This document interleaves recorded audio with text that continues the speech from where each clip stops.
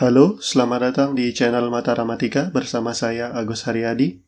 Dalam video ini akan dijelaskan teorema Pitagoras sebagai materi pendahuluan untuk bab trigonometri.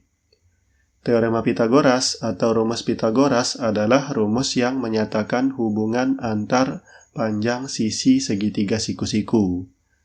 Oleh karena itu, terlebih dahulu akan dijelaskan tentang sisi-sisi segitiga siku-siku. Misalkan diberikan segitiga ABC yang siku-siku di A. Sisi yang berada di depan sudut siku-siku, yaitu sisi BC, disebut sebagai sisi miring. Sedangkan dua sisi yang lain disebut sebagai sisi tegak. Diberikan nama miring dan tegak bukan berarti karena sisi segitiga tersebut disketsa miring dan tegak terhadap layar. Maksudnya seperti ini. Jika dibuat segitiga siku-siku yang lain, misal namanya segitiga KLM. Pada sketsanya, semua sisi terlihat miring. Namun yang dimaksud sisi miring pada segitiga ini adalah sisi KM, karena sisi KM berada di depan sudut siku-siku. Sedangkan sisi KL dan LM merupakan sisi tegak. Jadi sisi miring adalah sisi yang berada di depan sudut siku-siku. Sedangkan sisi tegak adalah dua sisi yang membentuk sudut siku-siku. Seperti yang diungkapkan sebelumnya bahwa teorema Pitagoras adalah rumus yang menyatakan hubungan antar panjang sisi segitiga siku-siku. Hubungannya adalah jumlah kuadrat panjang sisi tegak sama dengan kuadrat panjang sisi miring. Perhatikan gambar di sebelah kiri. Sisi miringnya adalah sisi BC dan berada di depan sudut A. Misalkan, panjang sisi BC adalah A, tapi dengan huruf kecil. Dengan aturan yang sama, panjang sisi tegak AB dimisalkan C, tapi dengan huruf kecil, karena di depan sudut C. Begitu juga dengan sisi AC, karena di depan sudut B, panjangnya kita misalkan B, tapi dengan huruf kecil. Pada segitiga di samping, panjang sisi tegaknya adalah B dan C.